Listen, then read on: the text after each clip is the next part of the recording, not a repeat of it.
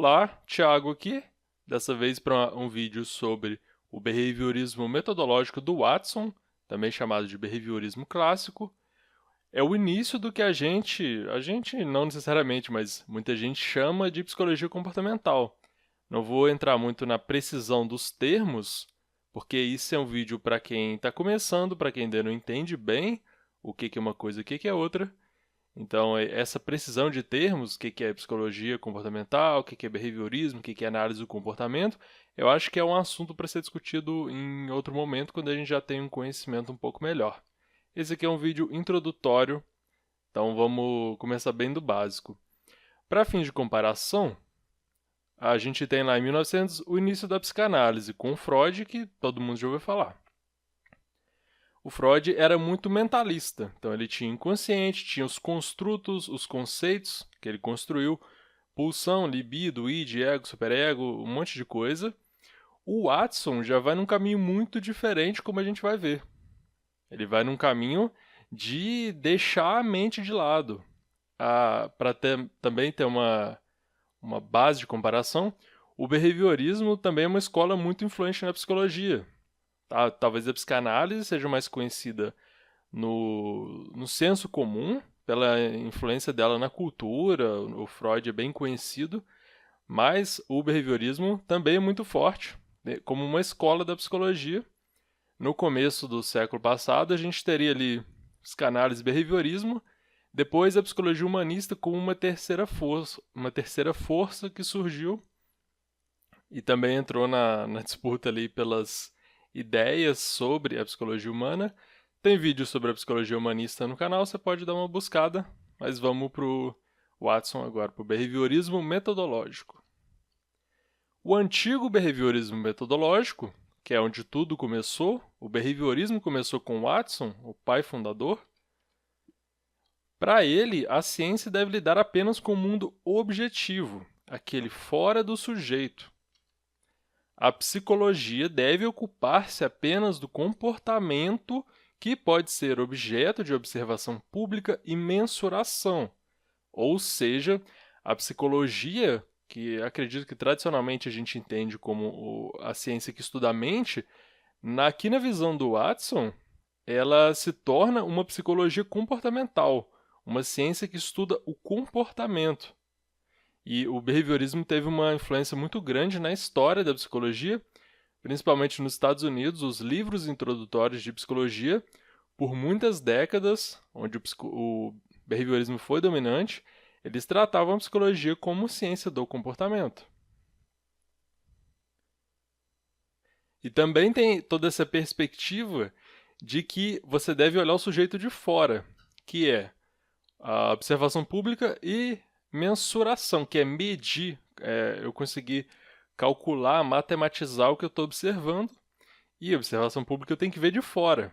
Então é diferente da introspecção também, que começou com o Wundt lá em 1879, o primeiro laboratório de psicologia experimental, que ele buscava o que as pessoas viam, entre aspas, dentro delas mesmas, o que elas viam dentro da cabeça delas. Também a posição do Watson diverge dessa, que é, vocês estão olhando aí para a psicanálise, o estruturalismo do Wundt, vocês estão olhando para dentro da mente da pessoa, vamos olhar para fora, vamos olhar para o comportamento dela. Em vez de buscar causas ou influências dos comportamentos em estados mentais, que é o que eu já adiantei, né?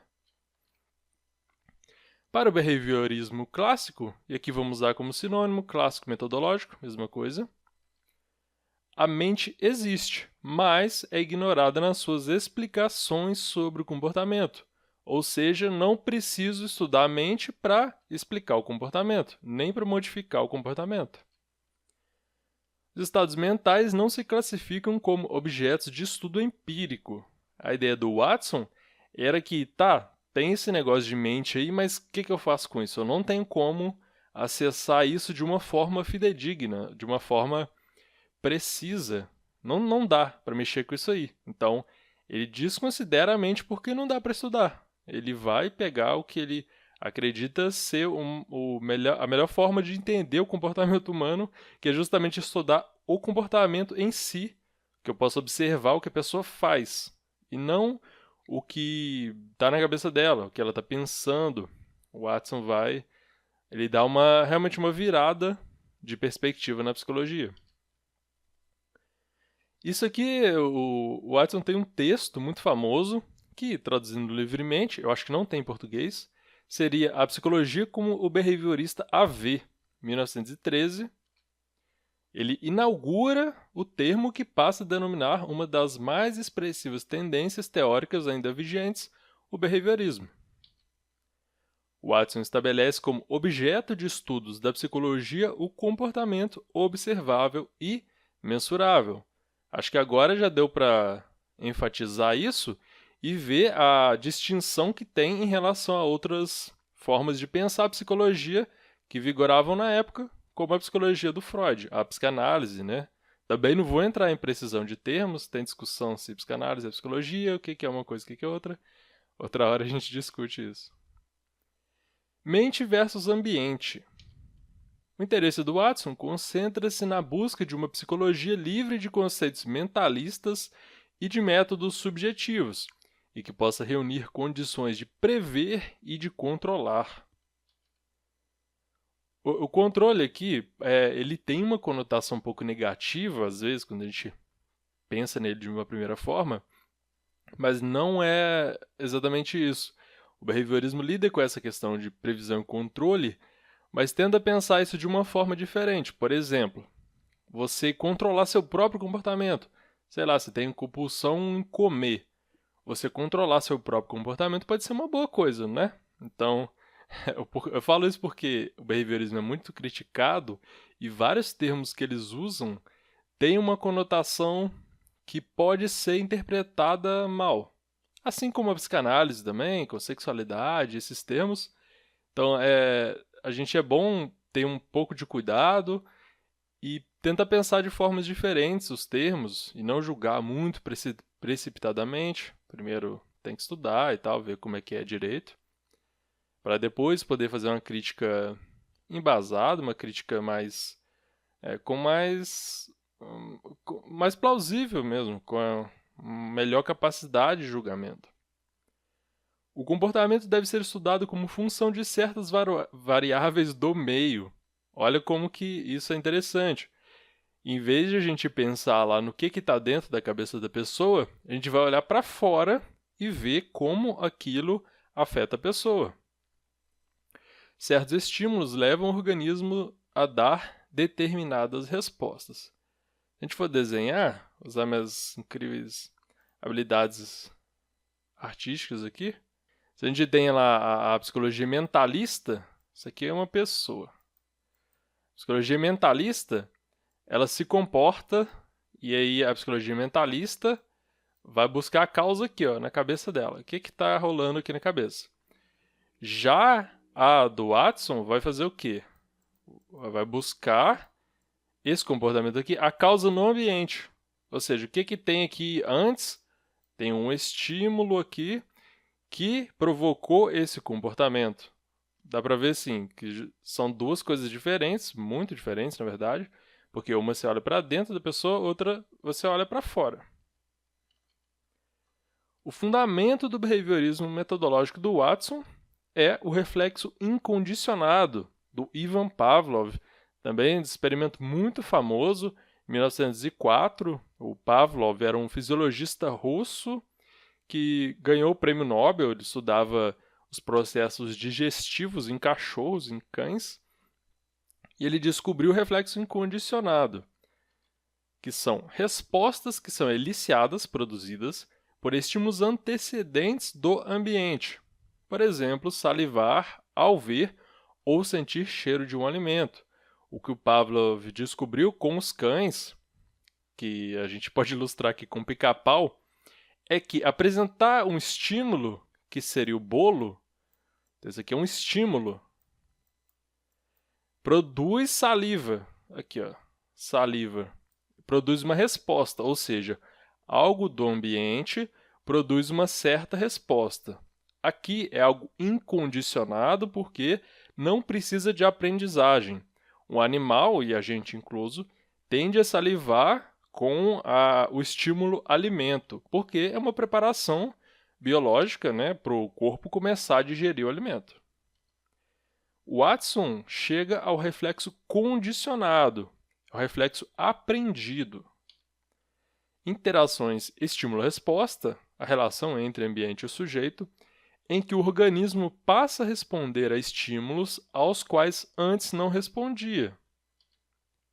Por exemplo, um som da campainha, ou um sino qualquer, mais água gelada, pode provocar mão gelada, porque o estímulo incondicionado aqui é água gelada.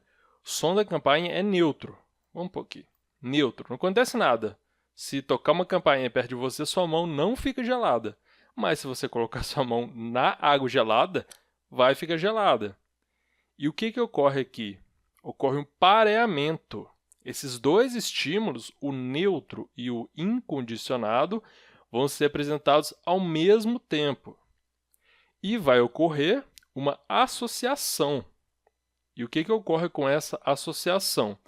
O som da campainha, que antes era neutro, vai se tornar um estímulo condicionado. Ele pode passar a provocar, fazer sua mão ficar gelada, mesmo sem água gelada. Essa é a ideia. Você ter um aprendizado, seu corpo aprende a responder a um estímulo que antes era neutro, se torna condicionado. Isso é interessante, dá para a gente uma base de que a gente pode aprender, pode modificar comportamento, e isso tem inúmeros desdobramentos. Só para mencionar, tem o caso do bebê Albert, que merece um vídeo específico, mas é muito famoso. O Watson fez experimentos com um bebê chamado Albert e provocou nesse bebê, primeiro, né, o bebê, isso é um bebê, ele tinha contato com bichinhos, que era, por exemplo, um ratinho. Isso aqui é um ratinho. Só que o bebê não tinha medo do rato. Ele não tinha nenhum problema, até queria pegar o rato, brincar com o rato. Tem vídeo aí também no YouTube, não meu, mas do experimento em si, você pode dar uma olhada. No futuro, se você quiser, posso fazer um vídeo sobre o experimento, sobre esse caso, dando mais detalhes. E comenta aí embaixo, inclusive, se você tiver interesse, para eu saber. Então, o Albert não tinha medo do rato. O que o rato era? Responde aí mentalmente. O rato era um estímulo neutro. Não dava nada, não gerava uma resposta. No caso, era uma resposta que depois seria medo. Por quê? Porque o Watson, ele causava um barulho muito grande. Como é que eu desenho um barulho? Ele batia num pedaço de metal e isso, um barulho alto, é um estímulo incondicionado. Naturalmente, ele gera uma reação no seu corpo. Então, se alguém bater um pedaço de lata alto no seu ouvido, você naturalmente vai se assustar, seu corpo vai reagir, seu coração vai acelerar, enfim, é incondicionado, não precisa aprender. Todo mundo tem isso, é um reflexo incondicionado. O Watson, pareando isso aqui, ele descobriu o seguinte, que, na verdade, ele o resultado foi, o bebê Albert passou a ter medo do rato, então, isso aqui, depois os dois davam medo, então o rato deixou de ser um estímulo neutro para ser um estímulo condicionado, também provocava medo, os dois. E tem desdobramentos diversos também, o medo do Albert se espalhou para outros objetos parecidos com o rato. Então, isso tudo foi importante, porque o reflexo condicionado, o incondicionado também, são elementos centrais no behaviorismo, mais ainda no behaviorismo clássico, nesse que a gente está falando a princípio. Depois, no próximo desenrolar do behaviorismo, que eu vou falar em breve, a gente tem outros elementos também importantes. Aqui a gente está falando de um dos processos de aprendizagem centrais.